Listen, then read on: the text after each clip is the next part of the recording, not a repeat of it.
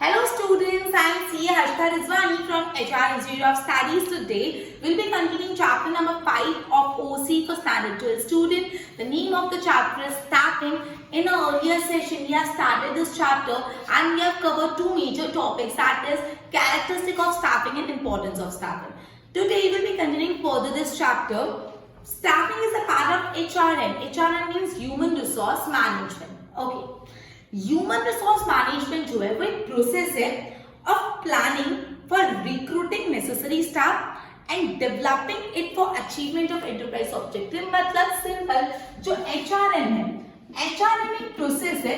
HRM एक ऐसा process है जो प्लानिंग करता है कि आपको एक अच्छा स्टाफ को रिक्रूट करना है, मतलब अपॉइंट करना है और उसका डेवलपमेंट करना है जिससे आपके ऑर्गेनाइजेशन का ऑब्जेक्टिव अचीव हो पाए। तो एचआरएम एक प्रोसेस है जो प्लानिंग करती है। ये प्रोसेस में प्लानिंग होती है, किस चीज की प्लानिंग होती है? एक तो स्टाफ को रिक्रूट करो प्लस रिक्रूट करके छोड़ दो ना, देखिए उनका डेवलपमेंट करो प्लस डेवलपमेंट करो। और ये दोनों क्यों कर रहे हैं? जिससे ऑब्जेक्टिव अचीव हो पाए कंपनी का। क्लियर? तो एचआरएम प्रोसेस है बेसिकली जहाँ पे एम्प्लॉइज का रिक्रूटमेंट और डेवलपमेंट की प्लानिंग होती है। Clear? Most of the business enterprise nowadays consider the staffing department as HRD department. मतलब अभी जितनी भी मॉडर्न कंपनीज है वो स्टाफिंग डिपार्टमेंट को क्या मानते हैं? HRD department, human resource department मानते हैं। मतलब जो उनका स्टाफिंग डिपार्टमेंट है, स्टाफिंग डिपार्टमेंट को उन्होंने क्या कर दिया? HRD department. एचआरडी मतलब ह्यूमन रिसोर्स डिपार्टमेंट कर दिया। क्लियर? जनरली स्टाफिंग, नॉर्मली अगर हम देखा जाए तो स्टाफिंग में क्या क्या आता है? स्टाफिंग में आ जाता है एम्प्लॉइज का रिक्रूटमेंट करना, उनका सिलेक्शन करना, उनको ट्रेनिंग देना। इट इंक्लूड मटीरियलिस्टिक फैसिलिटी, उनका progressive wage rate system, employ welfare, ये सब आ जाता है। लेकिन human resource management include growth and development of personal. मतलब स्टाफिंग में क्या क्या आता है? एम्प्लॉयज का रिक्रूटमेंट, उनका training, selection, employ welfare scheme, progressive wage rate system. लेकिन ह्यूमन रिसोर्स मैनेजमेंट में एम्प्लॉयज का ग्रोथ और डेवलपमेंट कवर होता है। ग्रोथ और डेवलपमेंट, पूरे के पूरे पर्सनल एम्प्लॉयज का ग्रोथ और डेवलपमेंट आ जाता है। ठीक है? Formally the meaning of staffing was confined to filling a vacancy only, but today it is became a part of human resource management. पहला ऐसा माना जाता था स्टाफिंग मतलब खाली जगह को भरो, वैकेंसीज को भरो। अगर कोई पोजीशन खाली कमी है तो उसमें किसी को जॉब पे रख दो, स्टाफिंग। लेकिन आजकल स्टाफिंग बहुत ब्रॉडर पर्सपेक्टिव हो गया, वो पूरा ह्यूमन रिसोर्स इंक्लूड करता है, ह्यूमन रिसोर्स मैनेजमेंट। तो ये मैंने ह्यूमन रिसोर्स मैनेजमेंट का इंट्रोडक्शन पढ़ा। क्या पढ़ा मैंने? कि ह्यूमन रिसोर्स मैनेजमेंट एक प्रोसेस है जहाँ पे प्लानिंग होती है स्टाफ का रिक्रूटमेंट और स्टाफ के डेवलपमेंट के लिए, ओवरऑल कंपनी के ऑब्जेक्टिव अचीव करने के लिए। जितनी भी कंपनीज है उन्होंने स्टाफिंग डिपार्टमेंट को अभी ह्यूमन रिसोर्स डिपार्टमेंट कर दिया। स्टाफिंग मतलब क्या होता है? सिर्फ रिक्रूटमेंट करना, ट्रेनिंग करो, सिलेक्शन, उनका प्रोग्रेसिव वेज रेट सिस्टम, उनके वेलफेयर स्कीम। लेकिन human resource development, human resource management में एम्प्लॉय का ग्रोथ और डेवलपमेंट भी कवर होता है। और अभी human resource development, human resource management बहुत ही इंपॉर्टेंट पार्ट हो गया है ग्लोबल पर्सपेक्टिव से। अभी जो ह्यूमन रिसोर्स मैनेजमेंट का प्रोसेस है, एचआरएम का मैनेजमेंट, हम उसको दो पार्ट में डिवाइड कर सकते हैं। क्लियर? पहला है concern with the man power planning and the other is concern with compensation and development of staff. मतलब हमें ह्यूमन रिसोर्स मैनेजमेंट को, जस्ट अ मिनट,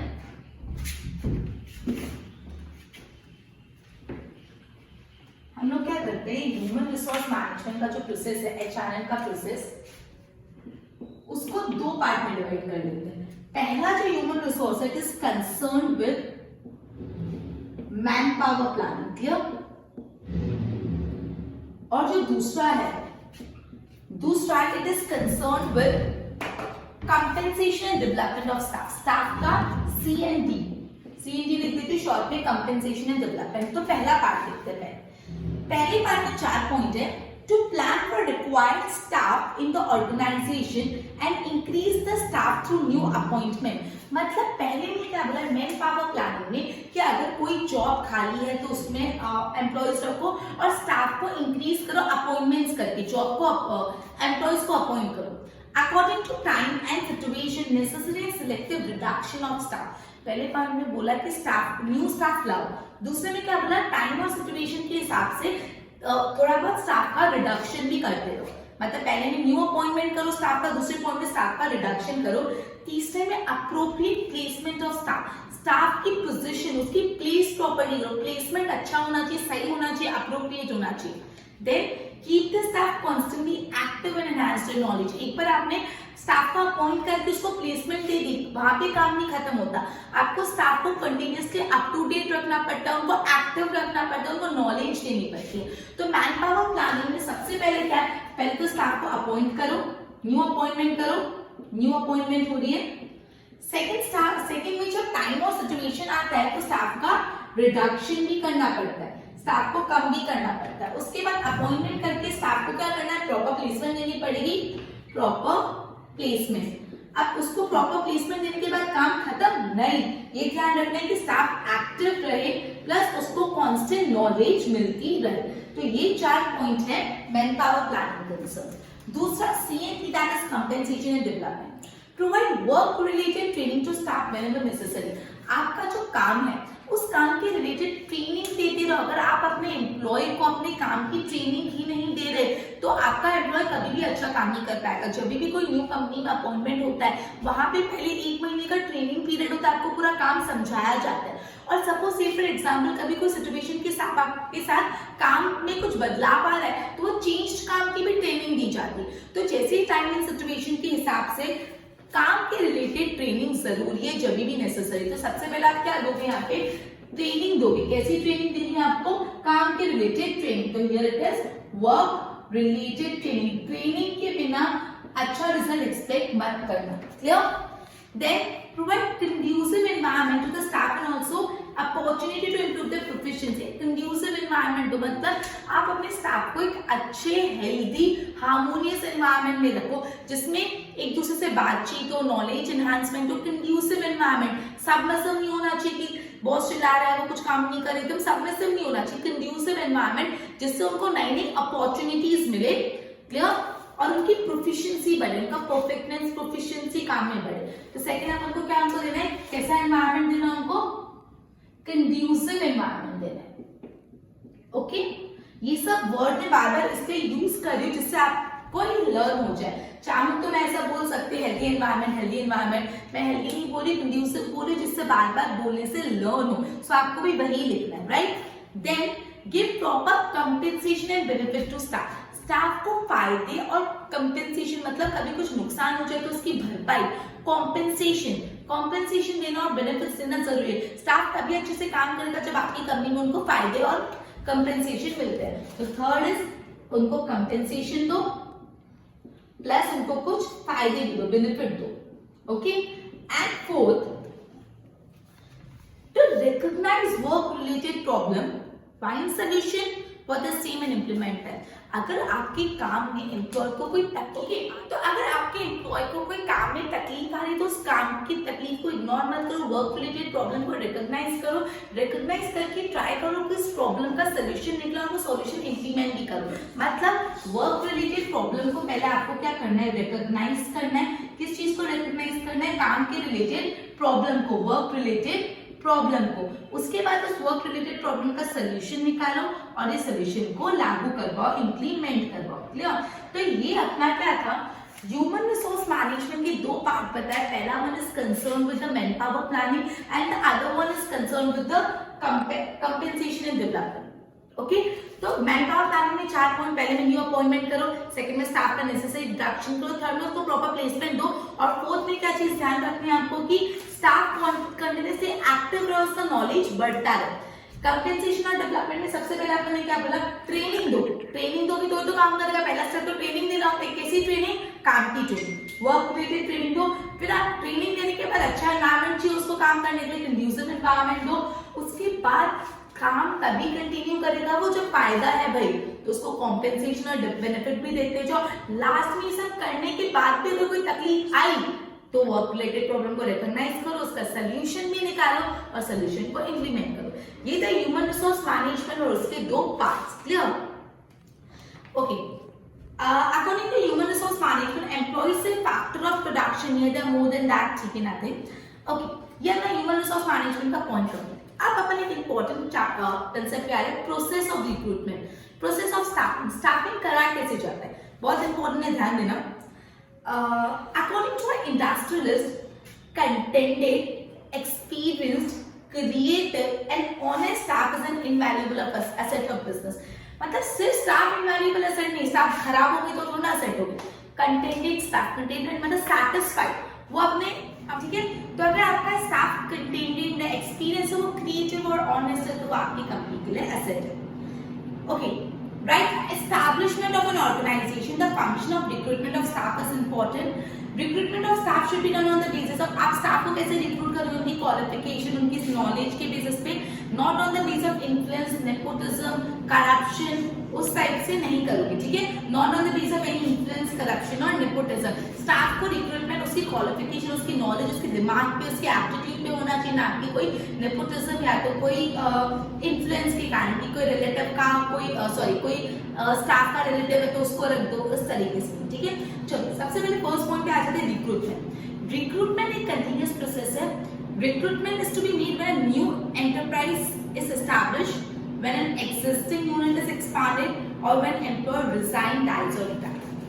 अब बोले सबसे पहले रिक्रूटमेंट की बात. रिक्रूटमेंट एक कंटिन्यूअस प्रोसेस है, वन टाइम एक्टिविटी नहीं है, होता ही रहता है. रिक्रूटमेंट कब कब होता है, चलो मुझे बता देना, अभी आपको बताया रिक्रूटमेंट कब कब होता है. तो रिक्रूटमेंट होता है जब आपने न्यू कंपनी एस्टैब्लिश की है, तो रिक्रूटमेंट कब कब करना पड़ता है, जब क्या हो, न्यू कंपनी एस्टैब्लिश हुई तब, या तो आपकी कंपनी का साइज बढ़ा हुआ है, या तो क्या हो रहा है, आपकी जो एग्जिस्टिंग कंपनी है उसका साइज इंक्रीज हो रहा है या एक्सपांड हो रहा है, या अगर आपने न्यू कंपनी ही नहीं बनाई और आपकी एग्जिस्टिंग कंपनी भी वैसी की वैसी, लेकिन अगर कोई एम्प्लॉय अगर रिजाइन कर देता है तो आपको न्यू अपॉइंटमेंट करना पड़ेगा. अगर कोई डेथ हो जाती है या तो वो रिटायर हो जाता है, इन सब सिचुएशन के टाइम भी आपको न्यू अपॉइंटमेंट करना पड़ता है, न्यू रिक्रूटमेंट करना पड़ता है. तो रिक्रूटमेंट एक कंटिन्यूअस प्रोसेस है. रिक्रूटमेंट कंपनी के एस्टैब्लिशमेंट के टाइम एक्जिस्टिंग कंपनी का साइज एक्सपांड होता और कोई एम्प्लॉय रिजाइन कर जाए, रिटायर कर जाए या तो डेथ हो जाए उसकी, तो आपको रिक्रूटमेंट करना पड़ता है. रिक्रूटमेंट का मीनिंग बोला in the ordinary sense, recruitment is a process of looking for probable employ. Probable मतलब अभी तक वो एम्प्लॉय बनी नहीं, लेकिन प्रोबेबल है, बन सकते हैं, and making them apply for job. In a broader sense, recruitment is a process of acquiring the right at the right time, right number, right place, person with the right qualification. सब right है. मतलब recruitment क्या है? Recruitment एक process of acquiring, क्या क्या है? इसकी definition क्या है? It is a process of acquiring at right, R लिख लो right के लिए खाली, just a minute, at right time, सही समय पे, सही नंबर में, जितने चाहिए उतने, सही नंबर में, सही प्लेस पे, सही पर्सन विथ राइट क्वालिफिकेशन. मतलब क्या बोला है, 5 राइट चाहिए रिक्रूटमेंट के लिए. You need to select, it's a process of acquiring at the right time, सही समय पे, in right number, right place पे, right person with the right qualification. ये सब चीज सही हो गई तो आपका रिक्रूटमेंट अच्छा. अब वेरी इंपॉर्टेंट, रिक्रूटमेंट के सोर्स पढ़ते हैं. रिक्रूटमेंट के सोर्स दो है, एक होता है इंटरनल सोर्स और एक है एक्सटर्नल सोर्स, ठीक है. तो रिक्रूटमेंट के पहले इंटरनल सोर्स पर सबसे पहले प्रमोशन. जस्ट अ मिनट, चलिए यहाँ पे लिख दे रही हूँ. रिक्रूटमेंट का अपन इंटरनल सोर्स ऑफ रिक्रूटमेंट पढ़ रहे हैं. तो रिक्रूटमेंट इंटरनल सोर्स से पहला आ जाता है प्रमोशन. प्रमोशन से कैसे, Whenever any post is vacant, जब भी कोई जगह खाली है या कोई न्यू पोजीशन बनी है या कोई एग्जिस्टिंग प्लेस खाली है तो कोई न्यू पोजीशन क्रिएट हो रही है, तो मैनेजमेंट को promotion should be given by the management on the basis of work of existing employ. जो एक्जिस्टिंग एम्प्लॉय है उनके काम, जो एक्जिस्टिंग एम्प्लॉयज है उनके वर्क के हिसाब से, उनकी एबिलिटीज के हिसाब से, उनकी ऑनेस्टी, उनके स्किल, उनकी लॉयल्टी, उनकी क्वालिफिकेशन के हिसाब से सबसे पहले जो एक्जिस्टिंग स्टाफ है उसको प्रमोट कर दो. नया बाहर से कोई लाभ से अच्छा क्या करो, एक्जिस्टिंग स्टाफ को आगे प्रमोट कर लो. तो जब भी कोई जॉब वैकेंट है या तो कोई न्यू पोजीशन क्रिएट हो रही है तो मैनेजमेंट को क्या करना चाहिए, अपने एक्जिस्टिंग स्टाफ को प्रमोशन देना चाहिए, उसकी नॉलेज, क्वालिफिकेशन, ऑनेस्टी, लॉयल्टी, इन सब के बेसिस पे. प्रमोशन, अगर एम्प्लॉय का प्रमोशन दोगे तो उनका मोरल बूस्ट होगा कि वाह हम लोग आज इधर से आज ऊपर पहुंच गए, ठीक है. Promotion also result in increase salary, status power and responsibility. Obviously जब प्रमोशन देते तो पैसे भी बढ़ते हैं ना, तो पैसा बढ़ता है, स्टेटस भी बढ़ जाता है, उसके बाद पावर बढ़ जाती है, रिस्पॉन्सिबिलिटीज भी बढ़ जाती है। तो सबसे पहला प्रमोशन है इंटरनल सोर्स ऑफ रिक्रूटमेंट। जब भी कोई जॉब खाली हो या कोई न्यू पोजीशन क्रिएट हुई तो what you need to do is, आपको क्या करना है, आपको अपने एक्जिस्टिंग एम्प्लॉय को प्रमोशन देना है। उसकी क्वालिफिकेशन स्किल के बेसिस पे प्रमोशन से एम्प्लॉय का मोरल बूस्ट होता है, उसकी इनकम बढ़ती है, स्टेटस बढ़ता है, पावर बढ़ती है, रिस्पॉन्सिबिलिटी बढ़ती है। सेकेंड इंटरनल सोर्स है ट्रांसफर। सेकेंड जो इंटरनल सोर्स ऑफ प्रमोशन है वो है transfer, internal source of recruitment. Sorry, if there is shortage of employ in any department, कोई डिपार्टमेंट में अगर एम्प्लॉय की कमी है, it can be rectified by transferring it the surplus employ of another department keeping in mind their qualification. Suppose दो department है, एक department में एम्प्लॉय कम है, दूसरे डिपार्टमेंट में ज्यादा है, तो क्या कर लो, इस डिपार्टमेंट के एम्प्लॉयज उस डिपार्टमेंट में शिफ्ट कर लो, डिपेंडिंग दोनों डिपार्टमेंट की क्वालिफिकेशन लेवल सेम होना चाहिए।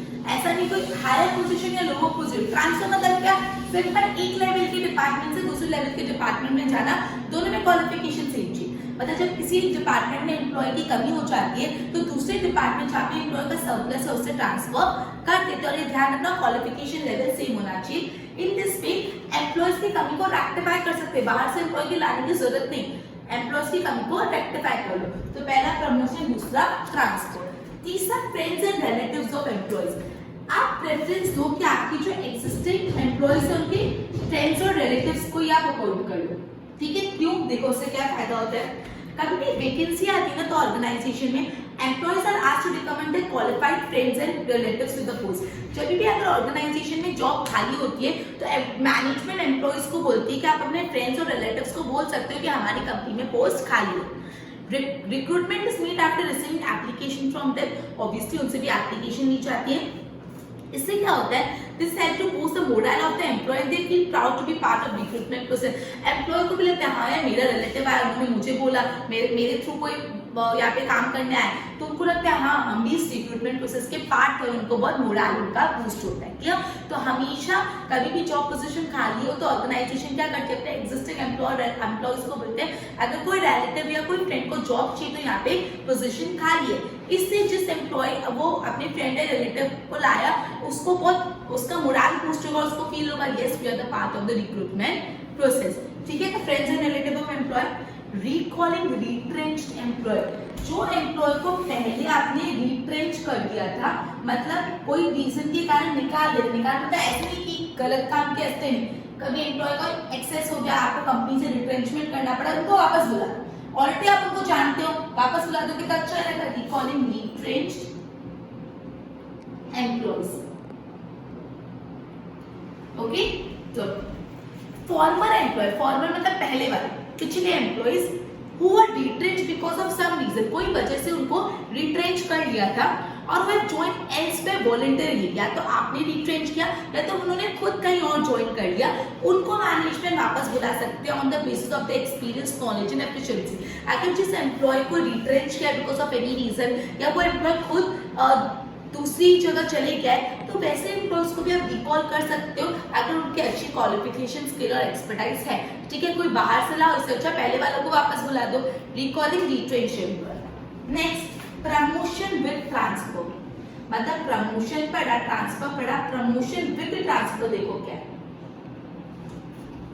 Under the system, existing employee can be transferred with a promotion to another branch under the same management। मतलब यहाँ पे क्या कर रहे हैं, उनको प्रमोट कर रहे हैं लेकिन दूसरे ब्रांच में प्रमोट कर रहे हैं। मैनेजमेंट से में खाली ब्रांच बदल जाती है on the basis of the efficiency, experience and loyalty. Example, employee can be transferred with promotion to his native place और any place of his choice. मतलब अगर सपोज कोई एम्प्लॉय को अपनी नेटिव प्लेस पे जाना है या कोई दूसरी जगह जाना उसकी मर्जी की, तो उसको वहां पे भेज सकते हैं। इसको बोलते हैं प्रमोशन विद ट्रांसफर, की उसकी मनपसंद जगह पे उसको जाके काम करने को मिल रहा है। मतलब क्या, ट्रांसफर हो गया लेकिन वो हायर पोस्ट पे प्रमोट भी हो गया। ठीक है, दोनों चीज आ गई, इससे उनका मोरल और एंथुसियाज्म बढ़ेगा।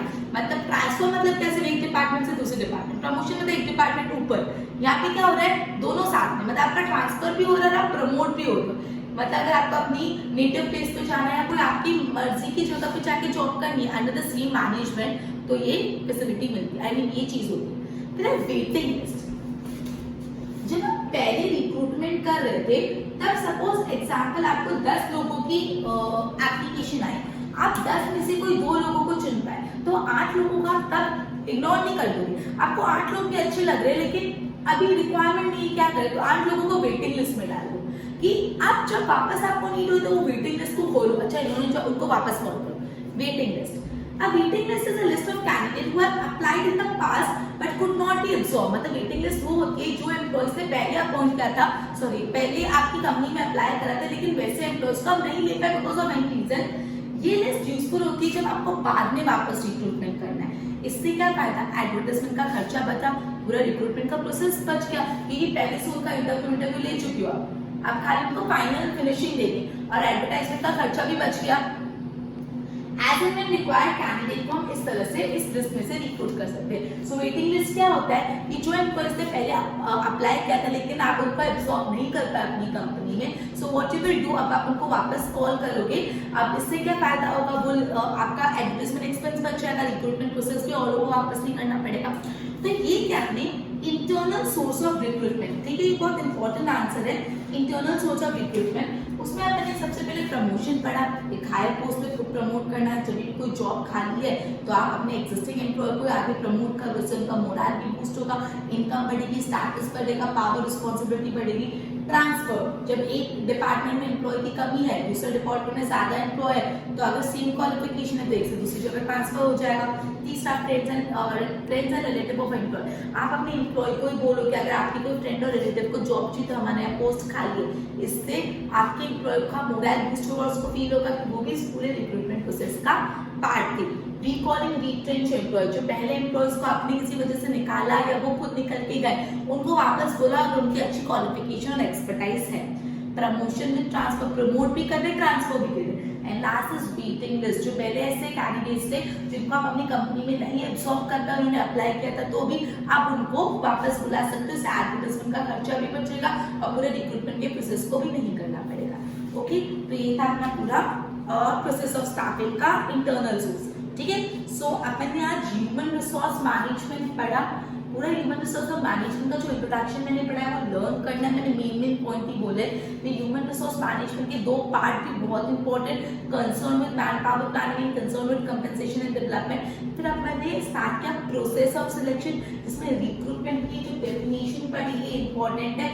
Right time right place right qualification वाली वो लर्न करनी है। फिर सोर्सेस ऑफ रिक्रूटमेंट में 2 सोर्सेस है, इंटरनल और एक्सटर्नल। इंटरनल की 6 पॉइंट बहुत इंपॉर्टेंट। कल अपन स्टार्ट करेंगे एक्सटर्नल सोर्सेस को और आगे चैप्टर को कंटिन्यू करेंगे। Till then good bye.